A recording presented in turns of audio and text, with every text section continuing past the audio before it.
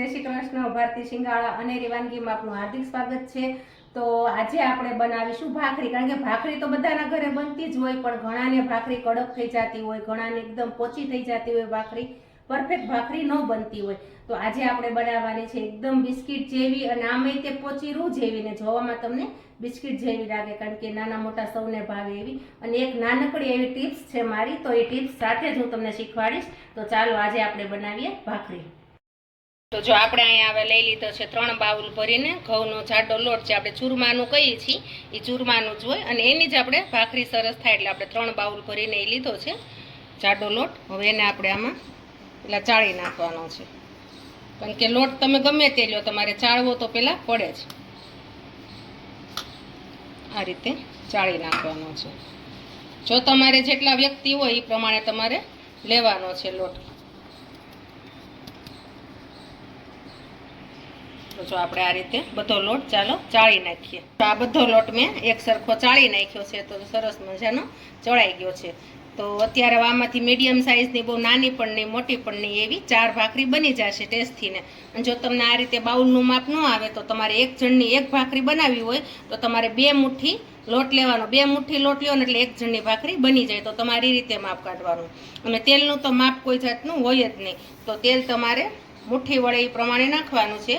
તો પહેલાં હું 1 પાવડું ભરીને તેલ નાખું છું, અને બાકીનું 1.5 પાવડું હું તેલ નાખું છું. ત્યાર પછી હું બધું આમાં મિક્સ કરું છું, મોણ દઈ દઉં છું. જો આપણને ખબર પડી જાય કે આમાં મુઠ્ઠી વડે એવું મોણ થઈ ગયું છે, તો આપણે હવે તેલ એડ નથી કરવાનું. અને જો ઓછું લાગે તો આપણે વળીથી પાછું 1/2 પાવડું આમાં એડ કરીશું.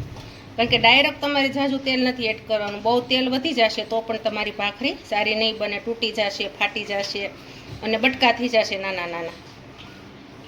એટલે જો આ રીતે છે. જો મારે 1/2 પાવડું મેં તેલ નાખ્યું, તો 1/2 પાવડામાં તો મસ્ત રીતે મોણ દેવાઈ ગયું છે. હવે મારે જરૂર પણ નહીં પડે. જો તમે જોઈ શકો છો, કલર પણ ફરી જાય લોટનો આપણે મોણ દઈએ ને એટલે. તમારે ચેક કરવું હોય તો આ રીતે ચેક કરવાનું, મુઠ્ઠી વળે એવું મોણ જો આ રીતે થઈ જાય. એટલે આપણે આ 1/2 પાવડું નાખ્યું છે મોણ, એટલે હવે તમે એ પ્રમાણે માપ કાઢી લેવાનું. હવે આપણે એમાં થોડું થોડું પાણી એડ કરતું જવાનું છે, અને લોટ બાંધતું જવાનું છે.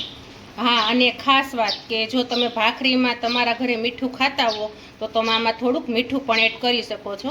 મારા ઘરે તો ભાખરીમાં મીઠું નથી ખાતા કોઈ, મોળી ભાખરી ખાય છે એટલે હું મીઠા વગરની બનાવું છું. જો તમારા ઘરે મીઠાવાળી ભાખરી ખાતા હોય તો તમારામાં મીઠું પણ નાખવાનું. મીઠાવાળી પણ બહુ મસ્ત લાગે.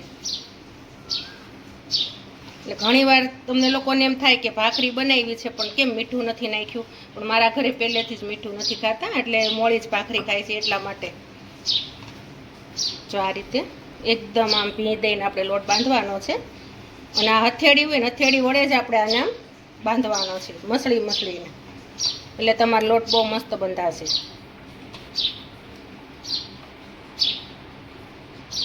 અને થોડું થોડું પાણી નાખતું જવાનું છે, બહુ પાણી નથી નાખવાનું, નહીંતર તમારો લોટ છે ને ઢીલો થઈ જશે. અને ઢીલો લોટ થઈ જાય ને તો પણ તમારી ભાખરી સારી ન થઈ જાય. બિસ્કિટ જેવી ભાખરી ખાવી હોય તો એ ન બને. જો આ રીતે સેજ સેજ પાણી નાખતું જવાનું, અને આ રીતે લોટ બાંધતું જવાનું. તો આ રીતે હું બધો ભેગો કરીને લોટ બાંધી દઉં. ચાલો, તો જો આપણો આ લોટ પણ મસ્ત રીતે બંધાઈ ગયો છે. પણ આની અંદર આપણે કીધું હતું કે આમાં સિક્રેટ આપણે એક વસ્તુ છે, પણ એ શું છે એ નહોતી ખબર. તો હવે હું તમને કહી દઉં છું. જો આ લોટને પહેલાં આ રીતે કરી નાખવાનો છે, સેજ છૂટો છૂટો.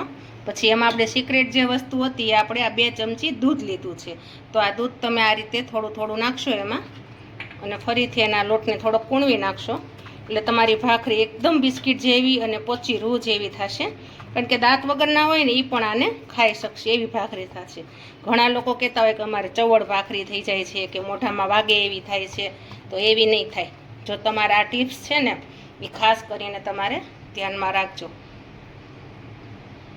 જો 2 ચમચી દૂધ છે, ઝાઝું દૂધ પણ નથી લેવાનું. અને એ લોટ બંધાઈ જાય ને ભેગો થઈ જાય બધો, પછી આપણે એ 2 ચમચી દૂધ આમાં એડ કરવાનું છે. અને પછી આપણે આને પાછો લોટને ભેગો કરી અને આપણે એને 5 મિનિટ સુધી રેસ્ટ આપી દેવાનો છે. એટલે દૂધ હોય ને તો લોટ ને દૂધ ને બધું એકદમ અંદર મિક્સ થઈ જાય. જો આપણો આ લોટ હવે બંધાઈ ગયો છે. આ રીતના બધો ભેગો કરીને મૂકી દેવાનો છે. જો તો હવે આપણે આને 5 મિનિટ સુધી આપણે ઢાંકીને મૂકી દેવાનો છે. પછી આપણે એની ભાખરી બનાવવાની છે ને એકદમ મસ્ત રીતે આપણો લોટ બંધાઈ ગયો છે. તો લોટ આપણો તૈયાર. તો આપણે અહીંયા 5 મિનિટ લોટને રાખી દીધો તો ઢાંકીને, તો એને 5 મિનિટ થઈ ગઈ છે અને આપણો લોટ પણ મસ્ત રીતે જો એકદમ મસ્ત કૂણ આવી ગઈ છે. તો હવે આપણે આને વણવાની છે. તો અહીંયા અમે પાટલી તૈયાર કરી છે, વેલણ, ચીપિયો, અને અહીંયા અમે તાવડી પણ મીડિયમ ગેસ ઉપર રાખી દીધી છે, બહુ ફાસ્ટ પણ નહીં ધીમો પણ નહીં. અને અહીંયા અમે ઘી લઈ લીધું છે, કારણ કે ભાખરીમાં ઘી તો ચોપડવું જ પડે, ઘી વગરની તો ભાખરી સારી જ ન લાગે. અને આ ભાખરી મૂકવા માટે મેં કાણાવાળી ડીશ લીધી છે, અને ભાખરી કાણાવાળી ડીશમાં જ મૂકવાની, એટલે નીચે વરાળ ન થાય. તો જો આપણે આટલો લુવો લેવાનો છે, બહુ નાનો પણ નહીં અને મોટો પણ નહીં, મીડિયમ સાઇઝનો. પછી જો તમારા ઘરે બહુ મોટી ભાખરી ખાતા હોય તો તમે મોટો લુવો લઈ શકો છો, પણ મારા ઘરે તો મીડિયમ સાઇઝની ખાય છે, બહુ મોટી નહીં નાની નહીં. અને આ રીતે આપણે એને આ હથેળી વડે આપણે એને ભી દઈને આ રીતે હજી થોડીક વાર મસળવાનો છે, પછી એને વણવાની છે. તો જો વણવાની છે પહેલાં આ રીતે. તો આપણો એકદમ લોટ માખણ જેવો મસ્ત થઈ ગયો છે, કારણ કે આપણે 2 ચમચી દૂધ નાખ્યું ને એટલે બહુ મસ્ત થઈ ગયો. પહેલાં આટલી વણી લેવાની છે, પછી પાછી એને આ રીતે આમ વાળી દેવાની છે. જો આ રીતે પછી પાછું એને આ રીતે દબાવીને એનો લુવો બનાવવાનો છે આપણે, એટલે તમારી ભાખરી એકદમ મસ્ત થશે. અને ભાખરી તમે ખાલી ચા અને ભાખરી તમે ખાવ ને તોય તમારું પેટ ભરાય છે, કારણ કે ભાખરી જેટલી મસ્તી બની હોય તો ક્યારેક તો આપણે શાકની પણ જરૂર ન પડે. જો આ રીતના આપણે આ લુવો કરી નાખ્યો છે મેં વાળીને. હવે આપણે એને આ રીતે વણવાની છે, પોલા પોલા હાથે વણવાની છે, બહુ ભી નથી દેવાની. અને ચારેય બાજુ હરખી વણાય નહીં રીતે, કોર પણ જાડી ન રહેવી જોઈએ, વચ્ચે પણ જાડો ભાગ ન રહેવો જોઈએ, એ રીતે. તો પહેલાં આ કોર છે એને આપણે આ રીતે વણવાની છે, વચ્ચે લઈ લેવાનું છે, પછી આ કોર લેવાની છે. તો જો આપણે આટલી મીડિયમ સાઇઝની બનાવવાની છે, આ બહુ જાડી નહીં અને પતલી પણ નથી. જો આટલી આપણે સાઇઝ રાખવાની છે. તમે જોઈ શકો છો કે જો મેં કેટલી એની જાડાઈ રાખી છે, બહુ જાડી પણ નથી અને પતલી પણ નથી, આવી આપણે મીડિયમ સાઇઝની વણવાની છે. તો આપણી આ ભાખરી વણાઈ ગઈ છે. અને અહીંયા આપણે તાવડી પણ ગરમ થઈ ગઈ છે, આપણે જોઈ શકીએ. હવે આપણે ભાખરી ચોળવા મૂકી દીધી છે, અને ધીમો જ ગેસ રાખવાનો છે, કારણ કે મીડિયમ જ તે, બહુ ધીમોય નહીં કરવાનો ને બહુ ફાસ્ટ નહીં. તો આ ભાખરી ચડે ત્યાં સુધીમાં આપણે હજી બીજી ભાખરી વણીને તૈયાર જ રાખવાની છે, કારણ કે આપણો ગેસ એટલો બળે નહીં ને એટલા માટે. નહીતર શું થાય કે તમે એક ભાખરી વણી અને ચોડવી નાખી હોય તો તમે પાછી બીજી ભાખરી વણવામાં વાર લાગે. તો જો આ બીજી ભાખરીને પણ એ રીતે જ વણવાની છું, જો પહેલી આપણે વણી હતી ને એ રીતે જ તે. અને ભાખરી પણ નાના મોટા બધાયને પ્રિય હોય, ભાખરી વગર તો આપણો દિવસ જ ન જાય. સવારે તે ઘણાના ઘરે તો ટેવ હોય કે સવારે નાસ્તામાં ગરમ ભાખરી જોઈએ, રાતના પણ ભાખરી. જો એને પણ આ રીતે જ મેં વણી છે, અને એ રીતે જ આપણે એનું ગોયણું કરવાનું છે. અને ભાખરીમાં પણ વાર નથી લાગતી, તમારે અડધી કલાકની અંદર તો તમે ફટોફટ ભાખરી બનાવી નાખો. અને એમાં એક જણ હોય તોય થઈ જાય છે, કારણ કે રોટલી તમારે જાજી બનાવી હોય તો 2 જણની જરૂર પડે, ભાખરીમાં તો તમારે 1 જણમાં થઈ જાય છે. તો જો આપણે આ બીજું પણ ગોયણું કરી નાખ્યું છે, અને આને આપણે ચેક કરીએ કે ચડી ગઈ છે કે નથી ચડી ગઈ. જો ચડી ગઈ છે એક સાઈડ, તો આપણે એને બીજી બાજુ આ રીતે ચોળવવાની છે.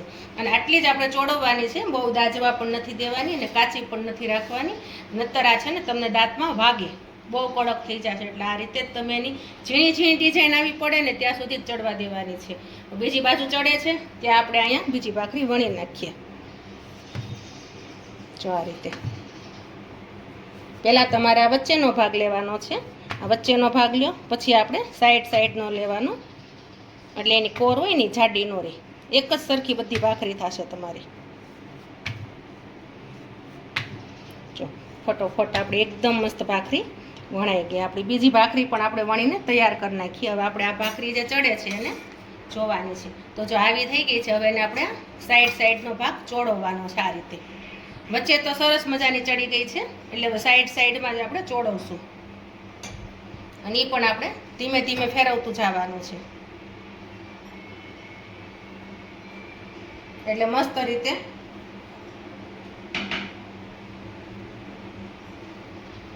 જો આપણે આ રીતે ધીમે ધીમે ફેરવતું જવાનું. આમાં એમાં તમારે એક ચોળવવામાં ધ્યાન રાખવાનું છે કે ભાખરી તમારી દાજી ન જાય એનું. બીજું ભાખરીમાં કાંઈ નથી, બહુ જ સહેલી છે અને તરત જ તમને આવડી પણ જાય જો આ રીતે. કારણ કે વચ્ચે તો શું થાય કે તાપ એને બધું લાગે ને આપણે ગેસનું, એટલે વચ્ચે તમારે તરત ચડી જશે. પણ જો સાઈડનો ભાગ જોવો તમારે, એટલે આ સાઈડનો ભાગ હોય ને તમારે આ રીતે ચોળવવાનો હોય, એનું ખાસ ધ્યાન રાખવાનું. અને 1-1 મિનિટ સુધી નહીં રાખવા દેવાની, તરત જ આપણે ફેરવતું જ રહેવાનું આમ સતત એને.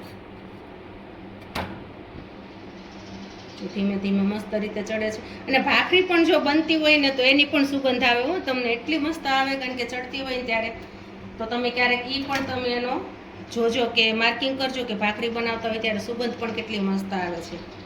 તો જો આપણે હવે પાછળનો ભાગ બધો ચડી ગયો છે, મસ્ત ડિઝાઇન પડી ગઈ છે. હવે આપણે એને લઈ અને ભઠ્ઠામાં નાખવાની છે. તો આ રીતે આપણે ભઠ્ઠામાં નાખવાની છે એને. પણ એને પણ આપણે આ રીતે ઊંચા નીચી કરવાની છે, સાવ મૂકી નથી દેવાની ગેસની ઉપર. એટલે ફરતી ફરતી આ રીતે ફેરવવાની છે, એટલે બધી બાજુ એકદમ રીતે ચડી જશે, ક્યાંય પણ કાચી નહીં રહે. અને ડિઝાઇન પણ બહુ મસ્ત પડે આમાં જો આ રીતે. કેટલી મસ્ત આપણી ભાખરી એકદમ સરસ છે, એની ડિઝાઇન પડે છે અને થોડી થોડી બ્રાઉન પણ લાગે છે આપણને. અને આપણી ભાખરી પણ મસ્ત રીતે ચડી ગઈ છે. જો ભાખરી બનતી હોય ને તો બાજુમાંય ખબર પડે કે ભાખરી શેકાય છે. ઘણીવાર આપણે બાજરાનો રોટલો ચડતો હોય તો એની પણ સુગંધ આવતી હોય, કાંઈ બાજરાનો રોટલો બને છે, ભાખરીની પણ બહુ મસ્ત સુગંધ આવે. જો આપણી ભાખરી એકદમ મસ્ત બની ગઈ છે. તો આપણે હવે આને આ પ્લેટમાં લઈ લઈશું અને એમાં જ આપણે અત્યારે ગરમ ગરમ ભાખરી હોય ત્યારે જ આપણે એમાં ઘી લગાવી દેવાનું છે. આ રીતે એકદમ મસ્ત રીતે તમારે આખી ભાખરીમાં ઘી લગાવવાનું છે, એટલે તમારી ભાખરી બિસ્કિટ જેવી મસ્ત થશે. જેમ જાજુ ઘી હોય ને એ મસ્ત થશે. જો આપણે આ એકદમ ભાખરી મસ્ત બની ગઈ છે. તો આ રીતે જ આપણે બધી ભાખરીને બનાવી નાખીએ. ચાલો, તો જો આપણે એકદમ કડકડી અને બિસ્કિટ જેવી ભાખરી પણ તૈયાર છે. જો હું તમને ભાંગીને પણ બતાવું છું કે એક જ હાથે ભાંગી જાય ને એકદમ પોચી રૂ જેવી છે. તમે આમ કરો તો પણ જો દાંત વગરના હોય એ પણ ખાઈ શકે છે. એકદમ ભૂકો મસ્ત થઈ જાય છે. તો આપણી આ ભાખરી તૈયાર થઈ ગઈ છે. તો તમે જરૂરથી મારી આ રેસીપી ટ્રાય કરજો. અને જે સિક્રેટ ટિપ્સ મેં આપી હતી તો તમે જરૂરથી ટ્રાય કરજો, એટલે તમારી ભાખરી એકદમ બિસ્કિટ જેવી થશે અને પોચી રૂ જેવી થશે. તો તમે મારો આ વિડીયો જરૂરથી જોજો, લાઈક કરજો, શેર કરજો, સબસ્ક્રાઈબ કરજો. જય શ્રી કૃષ્ણ.